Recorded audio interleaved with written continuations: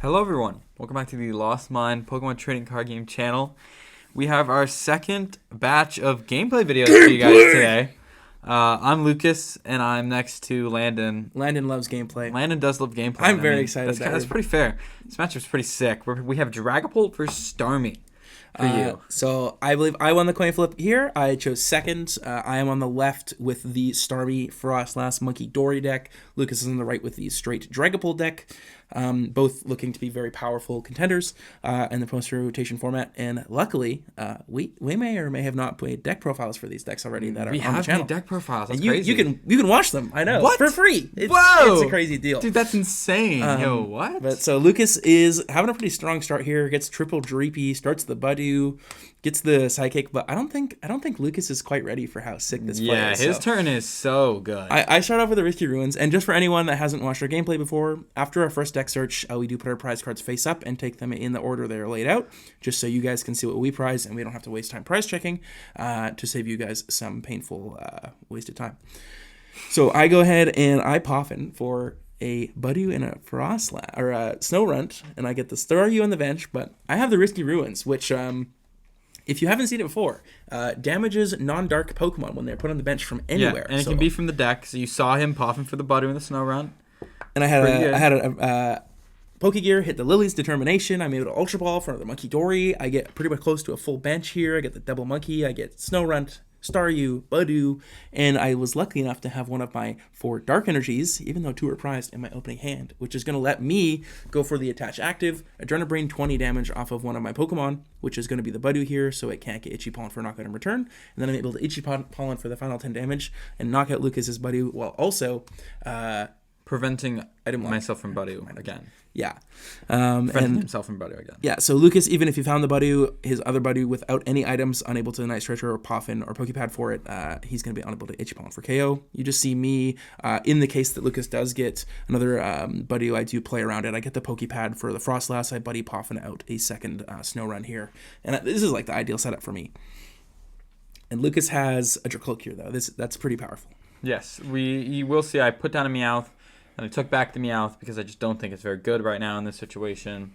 And he Dracloaked first. And I hit the Lilies. So sick. Lilies is making it so I don't need to use Meowth, which does come in quite clutch later. Yeah. Second Dracloak here. Also awesome.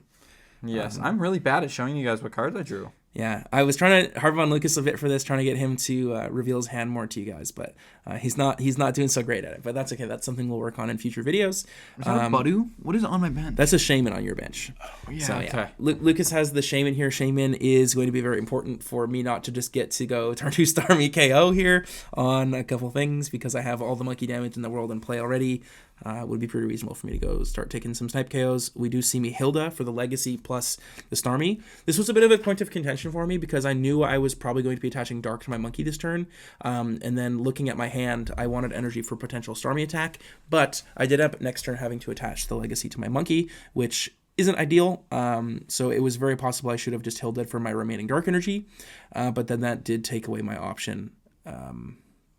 Because I wanted to always Legacy the Starmie because it's so important to make it a 2-prizer sometimes, but I think in retrospect probably should have got the Dark because the Legacy does end up on the second monkey. Yeah. I mean, if I hadn't hit Monkey this turn, which I do end up hitting, he would have been able to go Monkey Dory, kill my Shaman, and then kill my Cloak with, or do damage to my Cloak.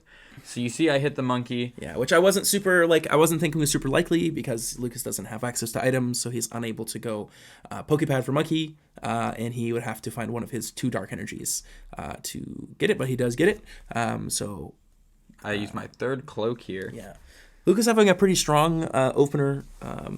The Monkey Dory on his side is going to be annoying to stop me from just absolutely annihilating his board with a bunch of damage. I do have the Frostlass in play at this point, so damage is going to start racking up pretty quick. But the monkey on Lucas's side is going to keep it from all being to my benefit. Yeah. It's very important in this matchup about who has the better monkeys, and I think it can really go either way. There's the Legacy on the monkey. Yeah, just like us. Legacy on the monkey.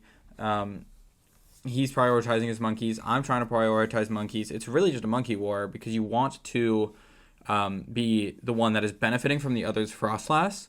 And with Phantom Dive, it is quite easy to benefit from your opponent's Frostlasses and win a monkey war since you can target down their monkeys. Yeah. But we will see that's not so cut and dry this game. So you'll see here, I have the choice basically always between putting the damage on the shaman or the monkey. I come to in my opinion, the correct conclusion to be putting all the damage on the monkey, because here I believe it ends up with having 10 damage on the monkey dory. And then if Lucas were to move the damage from anywhere other than his own monkey dory, then the monkey's going to die to Frostlass. So I basically force him to move damage off monkey instead of the shaman, which is kind of forcing his decision for my gain. Outside of Lucas hitting like his second dark and his second monkey through item lock, I think I'm pretty safe here, and I do end up making the correct call that he's not able to hit that. So now Lucas is going to be probably attacking with Pult this turn, with a monkey on his side, which is pretty powerful. I thought that I was in a way better position than I was. I spend a little bit of time here considering if I should take it off the monkey, if I should take it off the shaman, protect my shaman. I was also curious why you didn't just pop the Badu damage, or the monkey dory damage on the Badu, because you would have you would have gotten a lot more damage out of your Pult. I mean, I pretty much every time push the Frostlass there, I think, if I were to see you KO Badu with monkey dory, but I think you end up putting it on the Frostlass and then taking the KO on my Frostlass. Yeah, I would have given you more max value monkeys, no? I guess so, yeah. Putting the damage into play isn't I guess great. I could have set up your monkeys, so maybe it was worth it in that regard. Yeah, I think like in once there's a Frostlass in play, I try to just focus all the damage onto the most damaged monkey. Is what from this matchup I'm drawing from my Grim experience, which I have a decent amount with. But yeah, that was I don't know. Maybe you're right. I just wanted to guarantee I could kill the Frostlass because I felt that was going to be my biggest problem here. Yeah, that's fair. Like I at least could make him dedicate both of his monkey dories this turn to killing my shaman or my monkey, and I felt that was quite strong. Yeah. So what we see the damage go because you put 3, so the Frostlass would have needed 4 counters. So you put 4 on the Frostlass and then 1 on Starmie and 1 on the other monkey. Mm-hmm. Okay, so now it's off to me. I promote my Starmie, and we see I don't end up actually attacking with Starmie this game. I go get the Mega Frostlass and evolve my other Snowman, and Lucas has 11 cards in hand. Yes, my thing is very dead. Yeah, so I go Balloon the active Starmie so it can move. Starmie has 2 retreat, Mega Frostlass has 1, so I prefer the Balloon being on the Starmie, and then I go ahead and Lily's here to get a fresh hand of 6. Again, no Iono in this format, so these hands are very hard to get low. So it's almost like a benefit to Frostlass, because say like you this turn, then you can like Iono yourself to 4 or whatever and make sure your hand is quite small. But you don't have like really easy ways other than Ultra Ball to like thin your hand down a lot. We see the double Adrenaline Brain kill the monkey. Again, he's now in the better position in the monkey war. Yeah, I have double monkey with energy to Lucas's no monkey in play and no energy on any monkeys. Top deck Unfair Stamp here.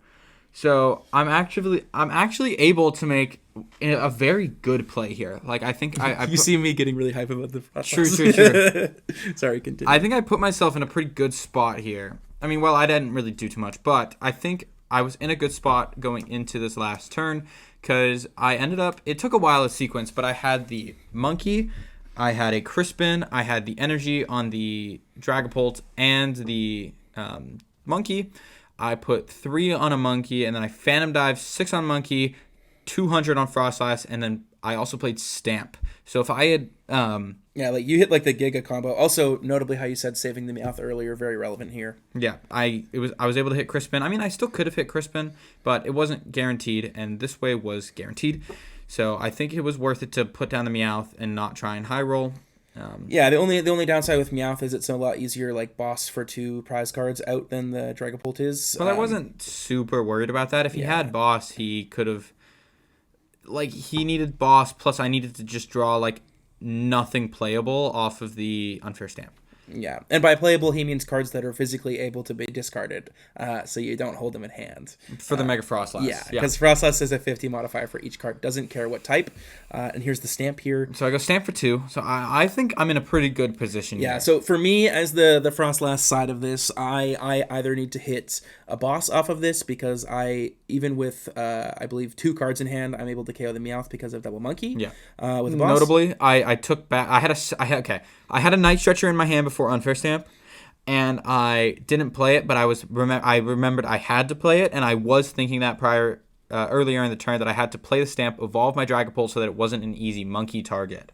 Oh, right. Yeah. Because then it would have been a free kill on the Dracloak, and then Bosk would have won the game in any way, shape, or form. So my 3-card hand was, I forget the third card, but it was Balloon, Lilies, and another card that was not great. I think it was like maybe a stage 1 or something.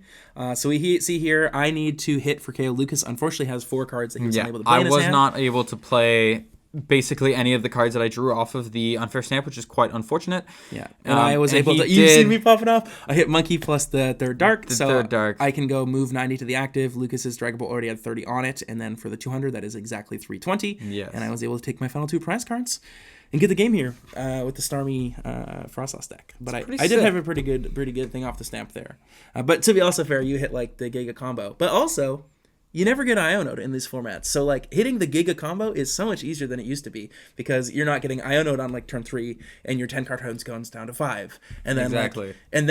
After that, like, see the stamp there? The stamp was fine for me because I didn't get Ionoed to, like, a medium hand size first and then have to expend resources getting stuff back. And then, actually, the painful hand disrupt comes later. So, off the one hand disrupt is a lot less disruptive than, like, the third Iono or something in the game, which is something you don't think about a lot because you don't usually think of like a Iono to 5 or 4 or 6 as a huge disruption, but it really is more than you think about it now once we're out of Iono. Because you have to spend valuable resources to bring yourself back into the game. Exactly, and then those resources are no longer available for later hand disruption. So think of like the only way to meaningfully get hand disruption in this format, I would say, is Stamp, and then like Judge is like a good early game one, but Judge for the last turn of the game is not a great feeling. Not at all. But I think that was a really great game. I think there was a couple key... I'll note one more thing before we go, and that is the use of my Shaman. Landon was very particular about when he was knocking out the Shaman, where he was doing damage, and how he was setting up the Shaman. My Shaman in that matchup can be a bit of a liability because he eventually kills it, but you need it for the early game. I think Landon played it quite well and was able to manage the Shaman quite well. He knocked it out when he needed to. I never even attacked with Starmie once. Yeah. Yeah. I think what Lucas is getting at is like benching Shaman is only good if I'm using Starmie. You saw me just completely bypass the Starmie angle, and then Lucas had an 80 HP Pokemon that accumulated damage through Frostlass and had no ability to be a Monkey Dory. It is a bench slot that is quite susceptible to snipe damage, that is also not going to be able to heal things with Adrenal Brain and not evolve into a Dracloak or Dragapult. So if you're playing this matchup, I would caution maybe against like early Shaman use. I mean, if you didn't bench the Shaman there, it is possible I could go for like a really good Starmie attack. Exactly. I'm very afraid of the Starmie there. Yeah. So it's just be careful with your Shamans. If your opponent kind of reads into the fact that they don't even have to go for the Starmie, then it makes my like Monkey Dory Frostlass plan a lot better, as opposed to like my Starmie plan. So the Shaman is good against different parts of the Starmie kind of Frostlass decks. And I think that matchup is very close. I think it's maybe slightly favored for Dragapult. Yeah. But I think the matchup is extremely close, and I think that was a great representation of it. Yeah. Thank you guys so much for watching. We appreciate you. We do. If you liked it, what are they going to do if they like it? They're going to comment, they might subscribe. We would really like it if you did all 3 of those things, actually. And we'd also like it if you checked us both out on Twitter. We also have a specific Lost Mine Twitter if you're looking for updates. We're going to be a bit more active on that now. And I also am back coaching on Metafy, so if you need some coaching, check me out. Sick. That all being said, thank you very much for watching. 2 times cheaper than other coaches. True. Depends on the coach, though. Depends on the coach. That being said, thank you so much for watching, and you guys take care of yourselves. Goodbye.